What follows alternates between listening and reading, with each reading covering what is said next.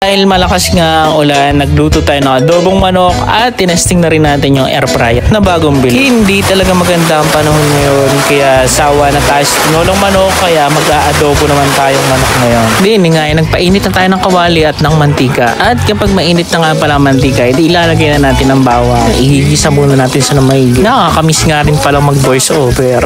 Kapag nga kulay brown na ang ating bawang, ilalagay na natin ang sibuyas. Tapos halu-haluin din ho natin para syempre mag-combine yung lasa ng bawang at sibuyas. Kapag ayos na ang ating bawang sibuyas, saka naman natin lalagay ngayon ng manok. Tapos saka hahalu-haluin para magsama-sama ng kanilang lasa. Kapag nagisa na ng maayos ang manok, sumunod ka na. Isunod mo na ang toyo.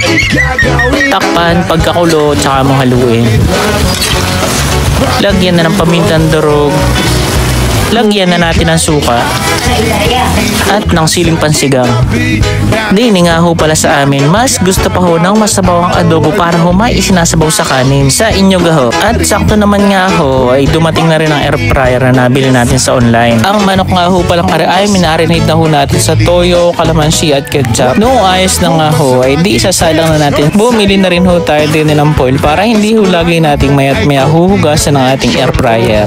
Isasalansan lang ho natin ng maayos para magkasyan tatlong manok. Tinimplan ho natin yan para syempre naman may lasa at ayos din ang kulay diga ho. Noong maayos na nga di atin ang isinalang. Nilagay nga ho pala natin sa 200 Celsius sa 10 minutes. 10 minutes muna ho natin tapos try natin. Kapag mahilaw pa, di dadagdagan uli natin. At dahil nga ho tumunog na, bay sisilipin na natin. At dahil nga sa tingin natin ay medyo hilaw pa, magdadagdag ho tayo ng 5 minutes pero ibabaliktad ho muna natin para maluto yung kabilang side. Kailangan din natin pahidan yung kabilang side para naman maganda ang kulay.